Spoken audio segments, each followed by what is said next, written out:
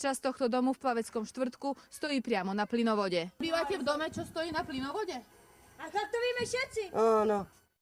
Čo sa o to staráte, mňa nekameruj. Tento dom, ktorý je v tesnej blízkosti plynovodu, postavili len nedávno. Urobili to napriek zákazu obecného úradu. Zastavili sme stavbu rozhodnutím, ale pokračuje staviteľ ďalej. Takto bez akéhokoľvek súhlasu postavili na cudzom pozemku celú osadu.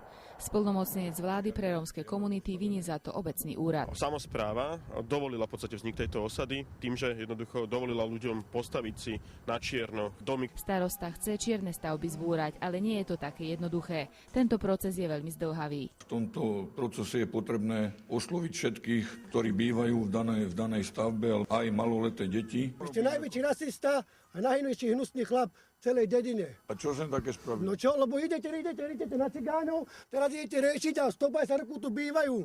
Tak sa spamätajte. Takmer celá osada je v ochrannom a bezpečnostnom pásme. Plynovody sú bezpečné, ale v prípade, ak vzniká neautorizovaná činnosť, tak tieto plynovody môžu byť nejakým spôsobom porušené. Priamo na plynovode zasa vzniká smetisko. Nepomohli ani tieto betónové zátarasy, ktoré sem osadili pred rokom. Keďže je na bežnom poriadku, že na smetisku horí, riziko nebezpečenstva je tu veľmi veľké. Že to vybuchne? A za čo sa máme? Ak sa horíme všetci. Tady žili naši predkové a my tu budeme žiť nadalej. Z Plaveckého štvrtka Ruslana Kurilcová, televízia Joj.